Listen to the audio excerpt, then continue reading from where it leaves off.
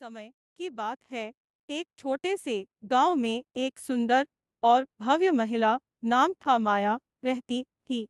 माया गांव की सबसे सुंदर महिला मानी जाती थी, लेकिन उसकी सुंदरता के पीछे एक रहस्यमयी रहस्य छिपा था। माया की कहानी बहुत पुरानी थी। वह गांव के पास के जंगल में अकेली रहती थी। गांव वाले अक्सर उसकी सुंदरता और रहस्यमयी व्यक्तित्व के कारण उसे देखना पसंद करते थे, लेकिन उससे डरते भी थे।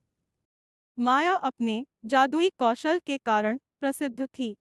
उसने गांव के कई लोगों की बीमारियों का इलाज किया था और उनकी मदद की थी। लेकिन समय के साथ माया के जादुई शक्तियों के बारे में अफवाहें फैलने लगी और लोगों ने उसे चुड़ैल मानना शुरू कर दिया। डर और संदेह। एक रात गांव में एक बच्चा अचानक बीमार पड़ गया और उसकी हालत बिगड़ने लगी। गांव वालों ने माया से मदद मांगी। माया ने अपनी जड़ी बूटियों और मंत्रों से बच्चे का इलाज किया और वह स्वस्थ हो गया। लेकिन बच्चे के स्वस्थ होने के बाद भी गांव वाले माया से डरने लगे।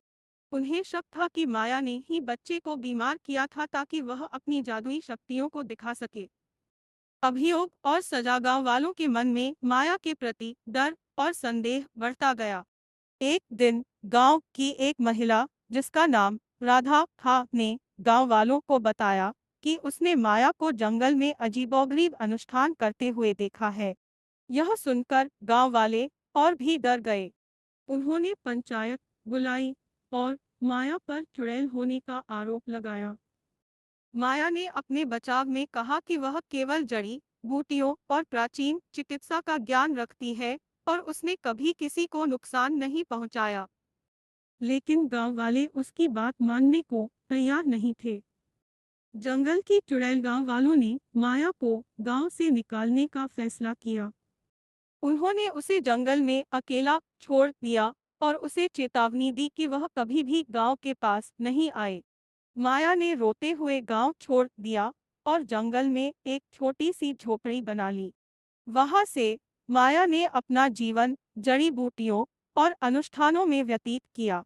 लेकिन उसका दिल टूटा हुआ था और उसे गांव वालों के साथ किए गए अन्याय का दर्द सताता रहा। उसने अपनी सारी शक्ति और ज्ञान को जंगल की आत्माओं और अंधेरे शक्तियों से मिलाकर और भी बढ़ा लिया। बदले की आग। कई साल बीत गए और माया का नाम अब जंगल की चुड़ैल के रूप में प्रसिद्ध हो गया। गांव वाले उसे भूल नहीं पाए थे। उन्होंने उसके डरावने किस्से अपने बच्चों को सुनाए और उन्हें चेतावनी दी कि वे कभी भी जंगल के पास न जाएं।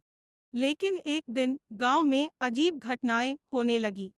फसलें सूखने लगी, पानी के स्रोत सूखने लगे और गांव के लोगों पर अजीब सी बीमारियां फैलने लगी। गांव वाले समझ नहीं पा रहे थे कि ये सब कैसे हो रहा है।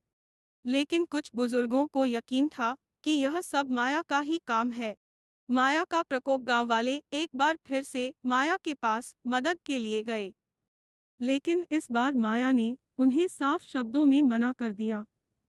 उसने कहा कि वह अब गांव वालों की मदद नहीं करेगी, क्योंकि उन्होंने उसके साथ अन्याय किया था। गांव वाले समझ गए कि उन्होंने माया के साथ जो किया, उसका नतीजा उन्हें भुगतना पड़ेगा। उन्होंने माया से माफी मांगी और उसे गांव वापस आने के लिए कहा। माया ने उनकी माफी तो स्वीकार कर ली, लेकिन उसने गांव लौटने से इनकार कर दिया। अंत की शुरुआत। माया ने गांव वालों को चेतावनी दी कि यदि उन्होंने भविष्य में किसी और निर्दोष पर चुड़ैल होने का आरोप लगाया, तो वे और भी बड़े संकट का सामना करेंगे। गांव वाले उसकी चेतावनी को गंभीरता से लेने लगे और उन्होंने कभी भी किसी और पर चुड़ैल होने का आरोप नहीं लगाया।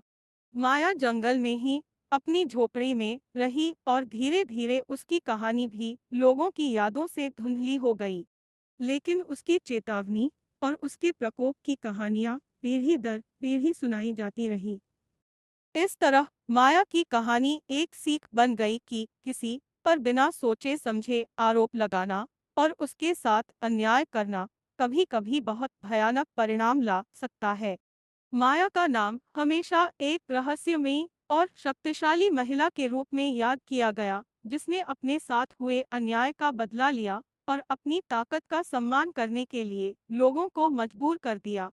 यह कहानी न केवल भयावह है, बल्कि यह हमें यह भी सिखाती है कि किसी की शक्ति और ज्ञान का सम्मान करना चाहिए और बिना सबूत के किसी पर आरोप नहीं लगाना चाहिए।